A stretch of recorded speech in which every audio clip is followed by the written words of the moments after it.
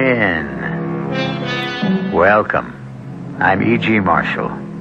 This tale isn't for the easily scared or the faint of heart. It's a full-blooded ghost story and introduces once again that intrepid voyager into the unknown seas of the supernatural and the occult, who always manages to return with a pragmatic explanation of what seems to be the inexplicable. Our mystery drama, The Shining Man, was based on the short story by E. and H. Herron and written especially for the Mystery Theater by Ian Martin and stars Bob Caliban and Morgan Fairchild.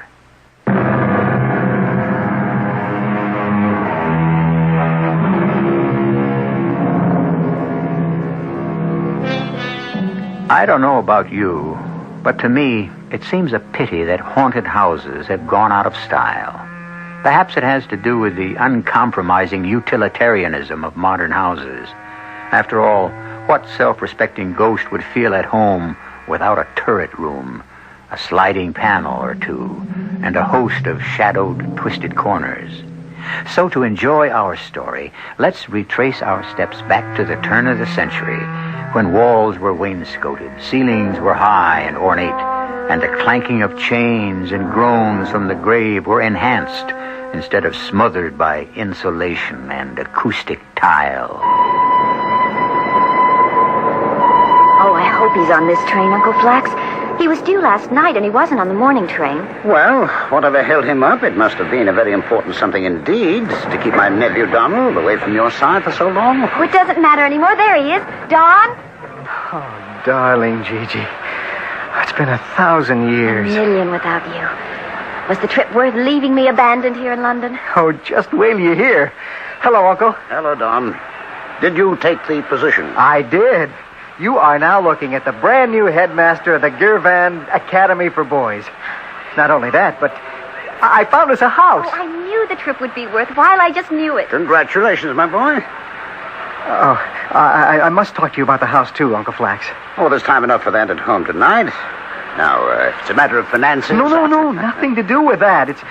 Well, I'll explain later. Well, whatever it is, you know you can count on me.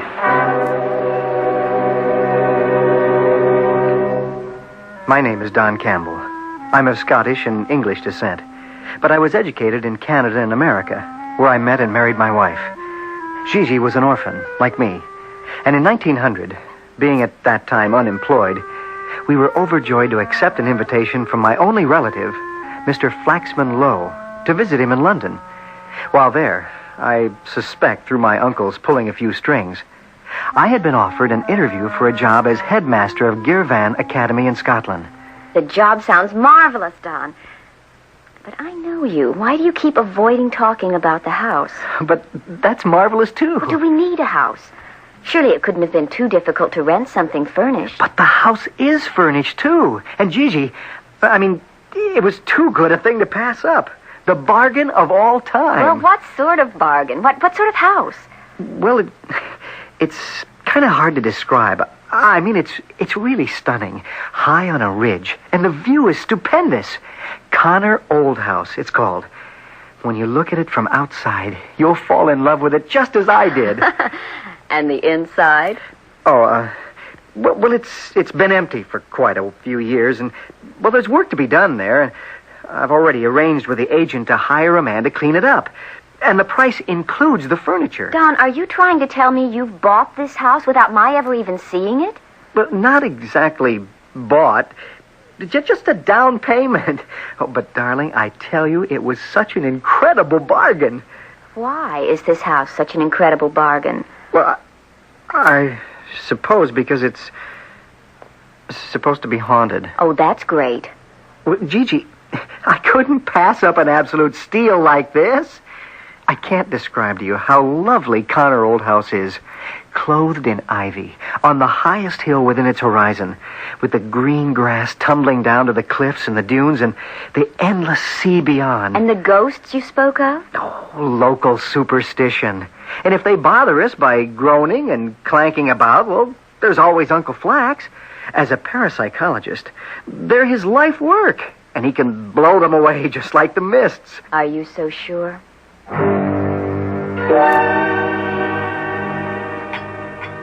Brandy, Uncle Flex? Yes, thank you. You're not joining me? No, thanks. Well, I only got you away from Gigi so I'd have a chance to talk to you about the house. All right. What's troubling you? The house is supposed to be haunted. By whom? What they call the Shining Man. The Shining Man. Uh-huh. What does that mean? Oh, a lot of talk, gibberish, but I honestly don't know. I think a trick of the moon on the windows reflecting, something like that. I see. Who was the former owner? Sir James Mackay, who had retired from abroad, Central Africa, I think.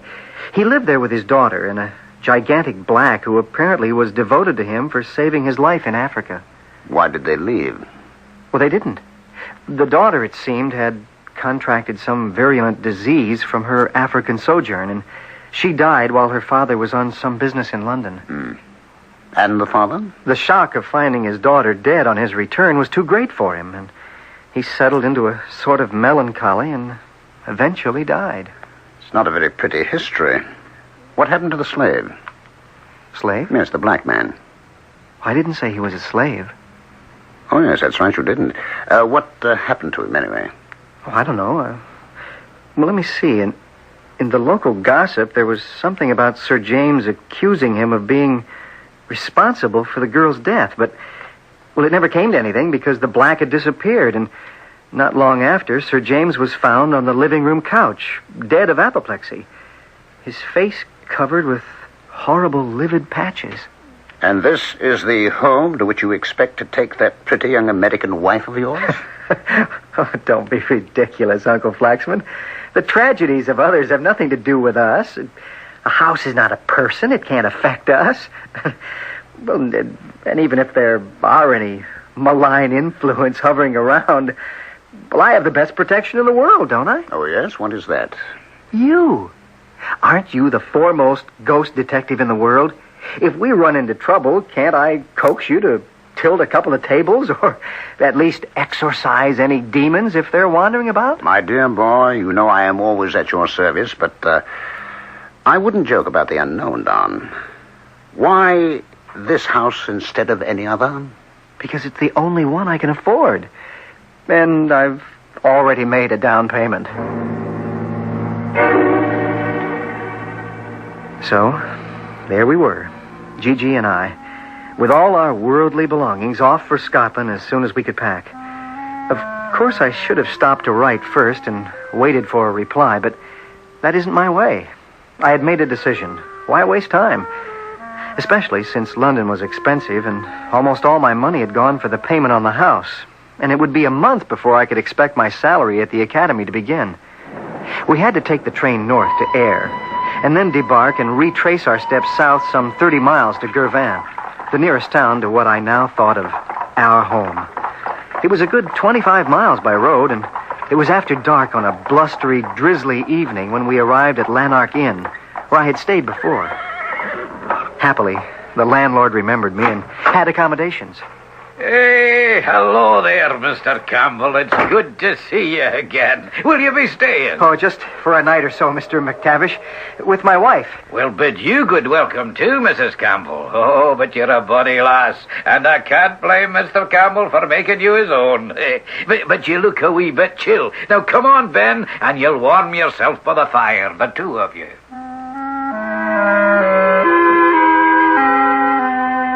Mr. McTavish was as good as his word. Not only did he have a fire, but he had some warming beer, and with it, some heavenly steak and kidney pie. So, what brings you back to Girvan, Mr. Campbell? Oh, I'm back to stay, Mr. McTavish. Aye. And where would that be? At our new home. I'm going to buy Connor Oldhouse. You are? Oh, my husband can't wait to take possession. If it had been daylight, it'd have moved right in. I'd move in right now if I were sure it had been aired and cleaned thoroughly. Mr. Niven, the agent, wouldn't still be around town, would he? Oh, no, he's away home long before twilight. He lives quite far down the road. Oh, well, I'd rather see the house by daylight first anyway. We can move in tomorrow. No, I wouldn't haste too much till Well, till you've had a word with Tommy Niven. Well, of course we have to see him first. I'll be up at the crack of dawn waiting in his office till he comes in. Well, I don't think in the morning he'll be by. He'll be over to Contraire, I would think, to the funeral. What funeral? Well, you see, it was this lad he engaged from the village here to clean up Connor Old House. Yes, I commissioned him to do that. What about him? Well, it's not all that easy to get folks hereabouts to go near Connor Old House, even in the daylight, after all that's happened there. You mean Sir James and his daughter and their unfortunate deaths? Aye, and then over all that, there's the... The Shining Man? Aye, him. Oh, and in front of the lady, I didn't want to... Oh, that's quite all right, Mr. McTavish. Don has told me all about the history of the house. It's sort of exciting, but... Well, I don't really believe in ghosts. I'm not scared. That's my wife. I don't know but what I'd be a wee bit canny if I were in your shoes. It wasn't only the doctor and his daughter. But there was what happened to the tinker as well. And poor Slow Jock. Oh, no, now, wait a minute. Who's the tinker? And who's poor Slow Jock? Well, here, one at a time. The tinker was a nobody, a tramp, or a bum, I think you'd be calling him in the States. And a couple of years back, he moved himself in. It looked to be as if he lived in the kitchen, quite comfortable and happy for a few days. But then, he moved into the library, and they found him on the library couch. Sir James's couch, that was. Stark, raving mad and at death's door, and his face all over with great black marks like he'd been in a peat bog. He just had a dirty face. He probably got caught in the rain and went into Connor Old House for shelter and died quietly of pneumonia. Raving, with the DTs, just like poor Jock. What happened to him? Oh, only the good Lord could maybe answer that. But he was just like the tinker, lying on the couch. Only he was dead. Oh, and an expression on his face only old Clootie himself could have written there. Old Clootie? The devil. Well, don't tell me Jock's face was blackened, too. Aye, just like the others.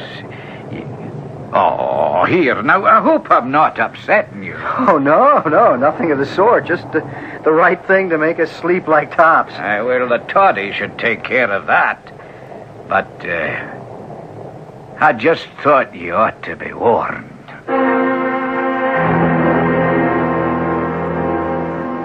Come to bed, Don. Why are you watching out the window?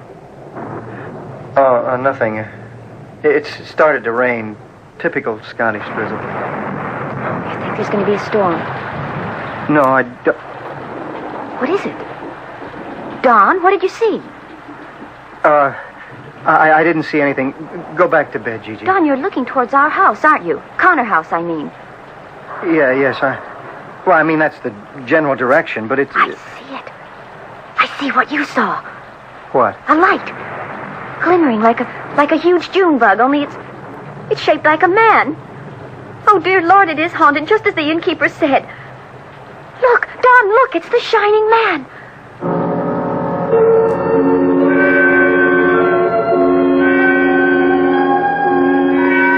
Now, wouldn't you say that's a fair beginning for a story of a haunted house? What is it that Gigi has seen, or thinks she saw? Some trick of refraction of the light from the inn windows against the misting drizzle of the rain? Or a real light carried by a real person who has no business in Connor Old House? I shall return shortly with Act 2.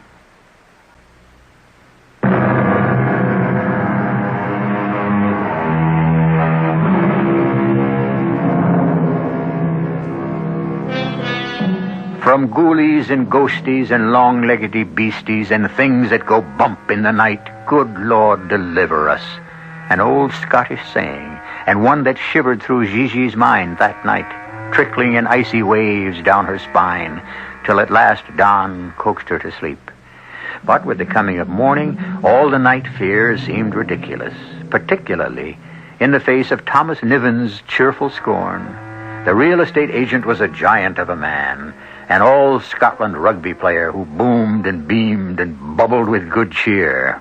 Oh, pack of tommy rot, the whole thing. Old wives' tales and gossips gabbling, eh? That tramp was sheer coincidence, and Sir James and his daughter, well, that was tragedy, if you will, but nothing supernatural about it. Well, what about this boy, Jock, Mr. Niven? Oh, yes, well, Jock. Now, there I do blame myself, Mr. Campbell. I should have realized that the boy wasn't up to the job. Never send a boy on a man's errand, eh? Was he really so young? Not in years, Mrs. Campbell. A man grown, in body, that is. But he was a touch, well, you know, not quite right in the head. Mark you, that would never have interfered with the clean-up job. It was just the sort of thing for him under ordinary circumstances, and he and his mother could always use the money. You say ordinary circumstances. I thought you were telling us that there's nothing extraordinary About Connor Oldhouse? No, I don't believe there is. Well, then what caused the poor fellow's death? Oh, I don't know, Mrs. Campbell.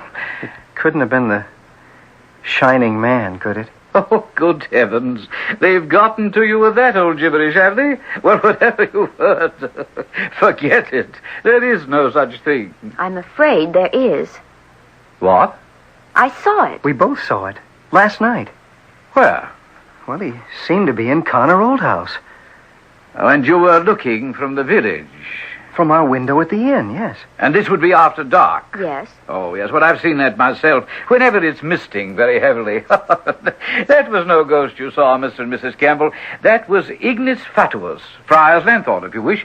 What? What we'd call will-o'-the-wisp, honey. Caused by swamp gas, I think. Yes, just the way of it. Sulfuretted hydrogen, actually, rising from rotting vegetation and such, and spontaneously ignited in spite of the damp, so that it glows in the dark. Well, you think that's what the boy saw and that it frightened him to death? Oh, yes, very like. What did the doctors say caused his death? Sheer physical fright, acting on an already faulty brain. I say hello, that's overdue. It's been on the way for a couple of days. I'm afraid we're in for a bit of bad weather. Shouldn't bother you too much, though, since I'm sorry to say the house isn't ready to receive you as yet. I haven't been able to find anyone else to get over there. Mr. Niven, before we take any further action, perhaps I should let my wife see the property. Well, now, look, you're not thinking of backing out on me, man. Great heavens, you have the bargain of the century in that house. What I'm beginning to wonder is, why? Oh, I can tell you that. Idle tongue, sheer and simple. How I picked it up myself. You mean the house is yours? Well, you didn't tell me that, Don. I didn't know, dear. I thought Mr. Niven was only acting as an agent for the original owner. Oh, well, you see, actually, I bought it from Sir James' estate for my grandmother and put it in her name before she died. Never had a chance to move in. So it has stood empty the last few years. I will say, however, that if you're considering backing out on the sale, in my opinion, you'd be a fool, young man. Well, it isn't the house, Mr. Niven. It's its reputation. Well, then, Mrs. Campbell, I tell you what I'll do. I do feel a little put out that I didn't have it ready for you, as I promised you and your husband. So, as soon as the rain lets up, since I can't find anyone else, I'll go out and clean the house myself. Well, I shouldn't think a man would want... Oh, my dear girl, I'm a sailor, and you've only to look at my boat to see what a first-class housekeeper I am. I promise you she'll be shining like a new pin.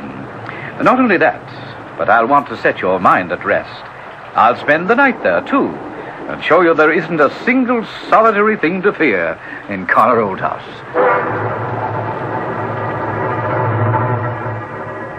I will admit that I had misgivings. I'd even partially allayed them by sending a wire that morning before we had gone to Mr. Niven's office, asking my Uncle Flaxman to come up to Girvan, post-haste, by the next train. But Mr. Niven was so obviously physically powerful that I pushed them aside. If I had known the terror that awaited him and us, I would never... But that is only hindsight.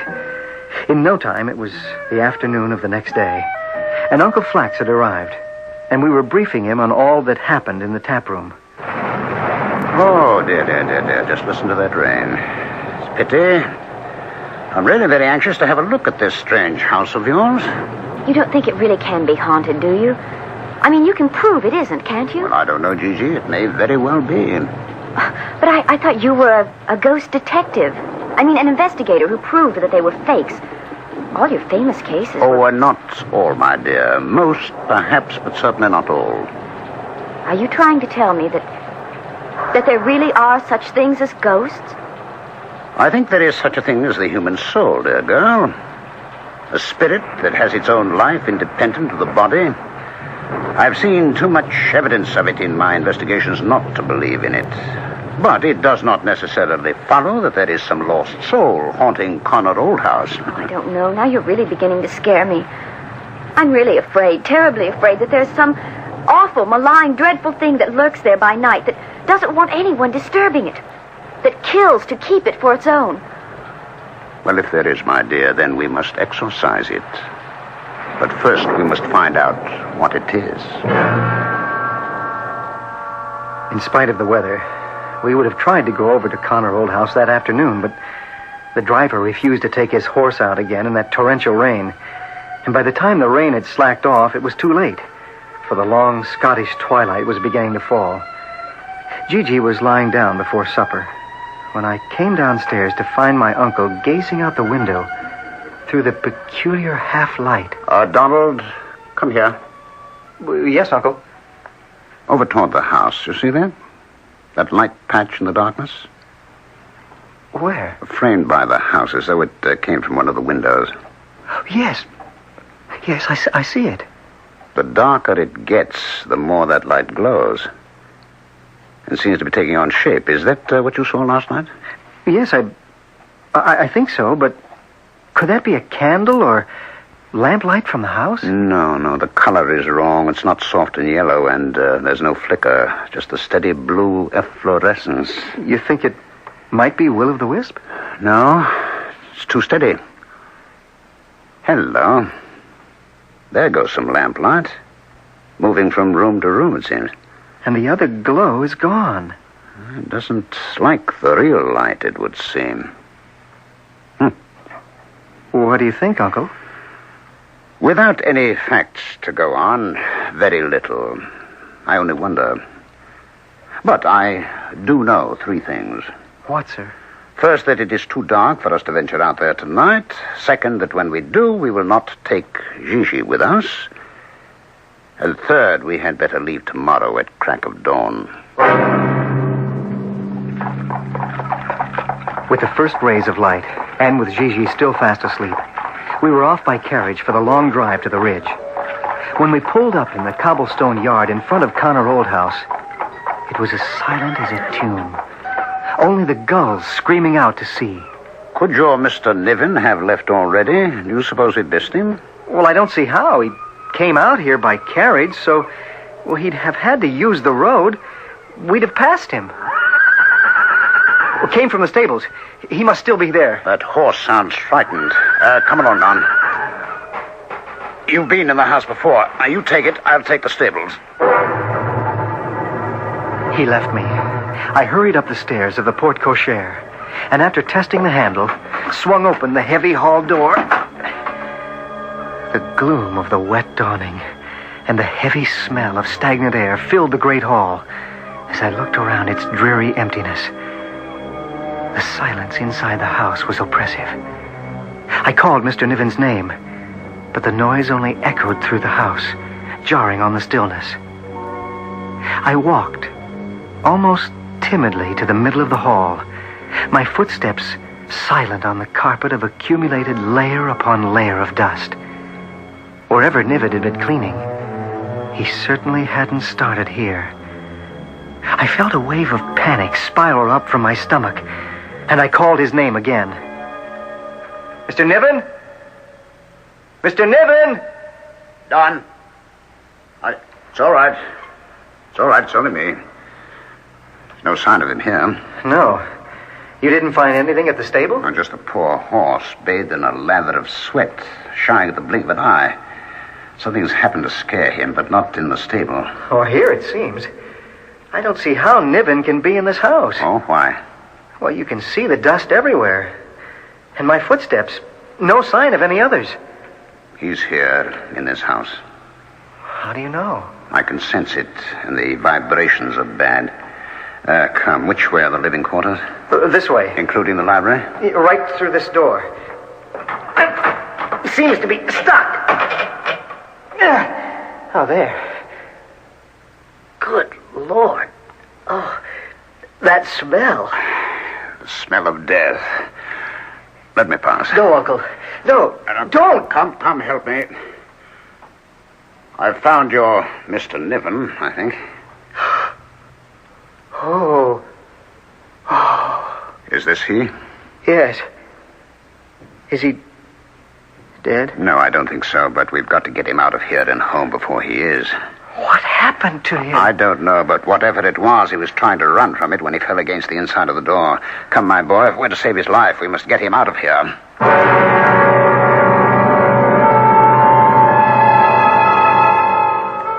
I hope you're not listening to this alone. Not that I want to scare you. Yet.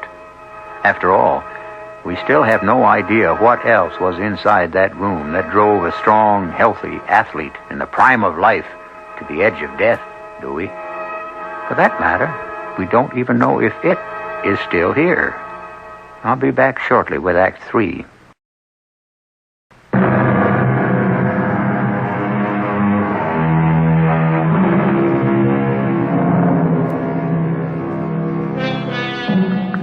"'Twas brillig, and the slithy toves did gyre and gimble in the wabe. All mimsy were the borogoves, and the momraths outgrabe. Beware the jabberwock, my son, the jaws that bite, the claws that catch. Beware the jujubird, and shun the frumious bandersnatch." I mention this quote from Lewis Carroll not because it means anything, which it doesn't, but because it suggests evil incarnate and crawling things calculated to send a shudder to the roots. The indescribable, fetid odor from that haunted room was so stifling and smothering that it almost overpowered my Uncle Flax and me as we struggled to carry the big, heavy, inert body of Niven from the room. We half dragged him through the door to the relief of fresh air and the carriage outside. How is he, Uncle? In a rather bad way. He needs medical attention as soon as possible. Hey, giddy up! Giddy up! Oh. You think he was scared to death? Like the poor guy he sent up to clean the house before? Not to death, since he's still alive, but something has given him a shock, all right. A profound shock. Something? You mean the place is haunted? I didn't say that. But you meant it. Perhaps, in a sense. What do you mean, a sense? When we opened the door and that awful stench poured out, you said it was the smell of death. It's a figure of speech. But I'm afraid only time will tell. Now, hurry now. Get back to the inn.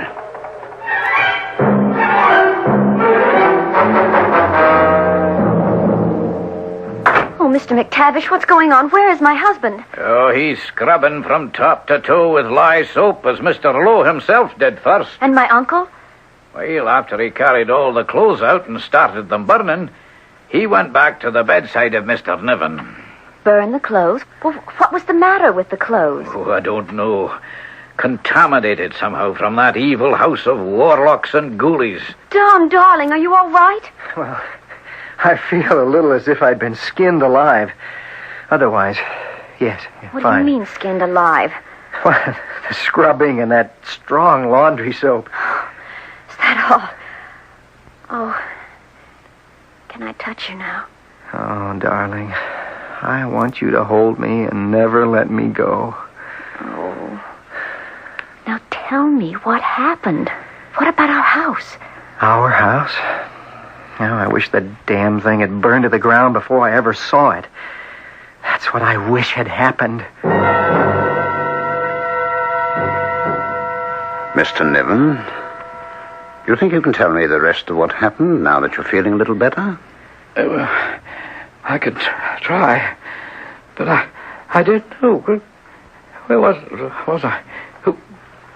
Who did you say you were? My name is Flaxman Lowe. Now, you started cleaning the back of the house, the kitchen, the dining room, the pantry, the living room, so on, eh? Yes, it was daytime, but I got there later than I'd hoped. I understand. So suddenly, night was upon you, and you lit a lamp, eh? Yes. So after you lit the lamp, you went into the library, right? Yes. I went in. Oh, that awful smell hit me and turned me sick to the pit of my stomach. I must have passed out. How do you suppose you got to the door where we found you? I woke up again, and the lamp had gone out, but there was this ghastly light. I don't want to remember that damned house. Why didn't I burn it the day I bought it?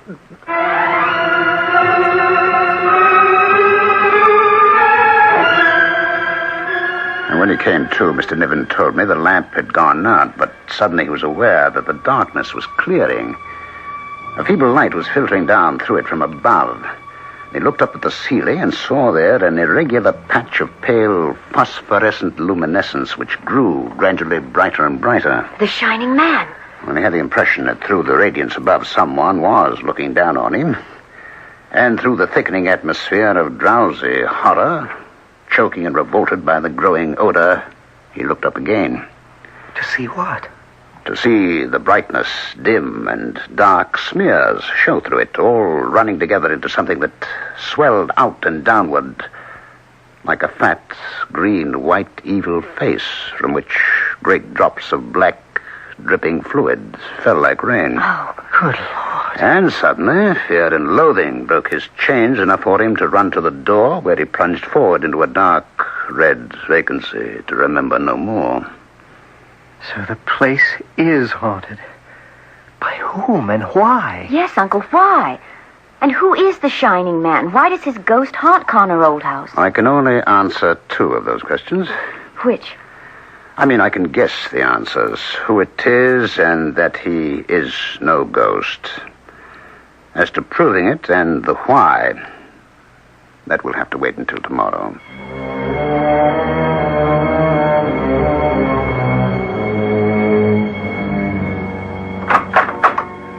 So, here we are again, back at the library.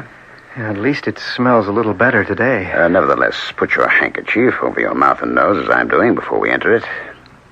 Now, come over to the couch. Why the handkerchiefs? Oh, it's simply that I believe the dust in this room to be poisonous. Niven inhaled too much of it, hence his condition. It is literally piled up around the couch here. Uncle, look. Above on the ceiling, a long, discolored stain. You see that? Yes. So I should have expected. I think that explains everything. A blood stain on the ceiling explains everything? What do you mean? Oh, wait a minute. Look. What? You see those tracks? A cat has been walking over this sofa. Can you explain that? And what do you mean about the blood stain? My dear boy, the stain on the ceiling has nothing to do with blood. It is simply a patch of mold and fungus. As for what you call cat's footsteps, look at them more carefully and you will see they look more like raindrops. Raindrops? In a perfectly watertight room where the dust is so dry the slightest movement makes it rise like smoke? Ah, the dust. When we came to fetch Niven, I noticed how green and fine it was, and how enormous an accumulation of it there was in this room. Why? Because this dust is like the powder in a puffball, formed of minute spores. And that's why it's poisonous? Well, I have no doubt that from this dust, as we shall call it, within a few days a specimen of fungus could be cultivated, which would prove to be African in origin. But if the dust is so dangerous, aren't we running the risk of... Well, not if we don't inhale too much. And last night, incidentally, I saw that Niven's coat was covered with it, and that above the collar and along the upper part of the sleeve, as though they had dropped from above, was a spatter of gummy marks which corresponded to these so-called raindrops. What else would you call them? Oh, drops from the stain on the ceiling, caused by the unnamed fungus I mentioned, which decays as it matures, liquefying into a dark mucilage which drops down, diffusing a repulsive smell, which disappears as it dries and leaves only the dust of the spores. And those raindrops are most certainly what killed the boy, the tinker, and Sir James and his daughter. How? Well, I would guess that the fungus is singularly malignant, acting through the skin to the brain, then interpenetrating all the tissues of the body with terrible rapidity, and causing a violent and horrible death. Which Mr. Niven escaped because the drops touched only his clothing and not his skin. Exactly. Ah, I see. But what about the light? The ghost must have caused all this?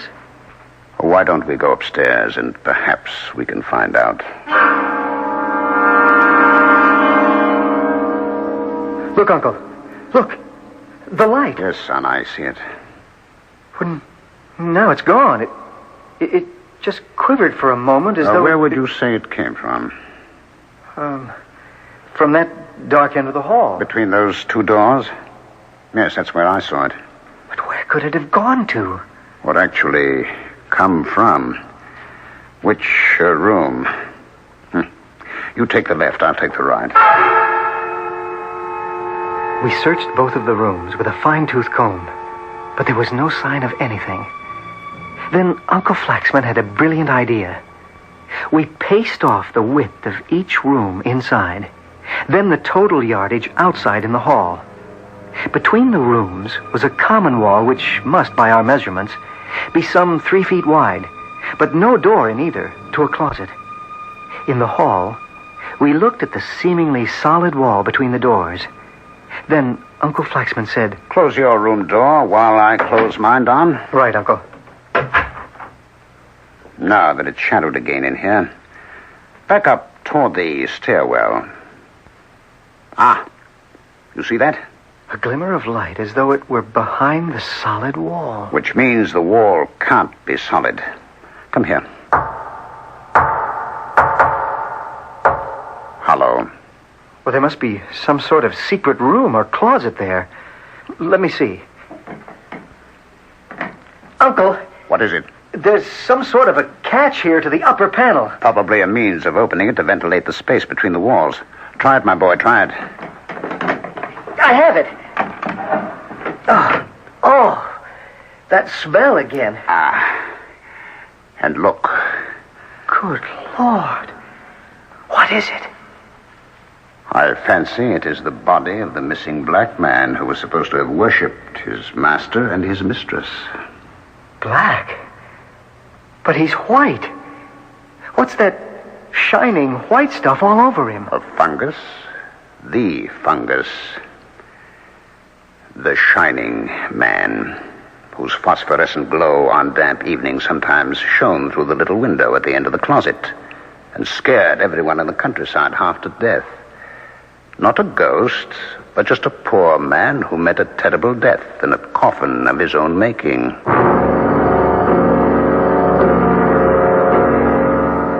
How horrible. Oh, Don, how horrible.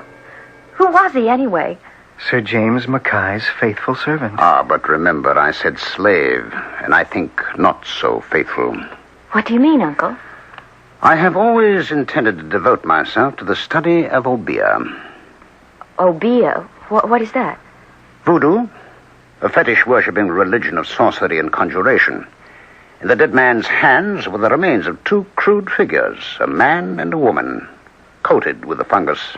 You mean he was responsible for the deaths of Sir James and his daughter? Or for wishing his gods to take vengeance on them for the virtual slavery in which he had been held all his life. Poetic irony, isn't it, that the monster he called into being in the end was the means of his own destruction? Oh, that house. I could never live in it now. Don't worry, darling. We never will. What should be done about it, Uncle? It should be burnt to ashes, just as we did our clothes. It's the only way the spirit of evil will ever be exorcised from Connor Old House.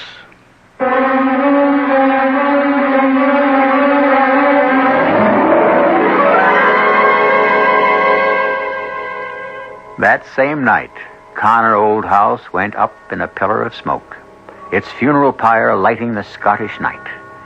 Interesting that earlier that same evening, Mr. Niven, now recovered, had left the inn for his home. Don Campbell had ridden alone to the post office for a letter which didn't arrive, and Mr. Lowe had gone for a long ramble to blow the cobwebs away, as he said. But who or what caused the fire, no one will ever know. I'll be back shortly.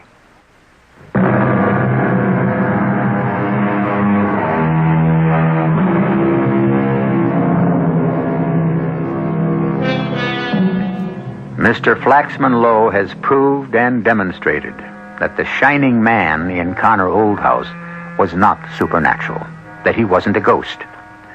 When is a ghost not a ghost? All I know is that fungus-swathed corpse, desiccated and decayed, but still propped upright in its narrow tomb, will haunt me the rest of my life. Our cast included Bob Caliban, Morgan Fairchild, Ralph Bell, and Ian Martin. The entire production was under the direction of Hyman Brown. Radio Mystery Theater was sponsored in part by General Electric Citizen Band Radios and Buick Motor Division. This is E.G. Marshall inviting you to return to our Mystery Theater for another adventure in the macabre.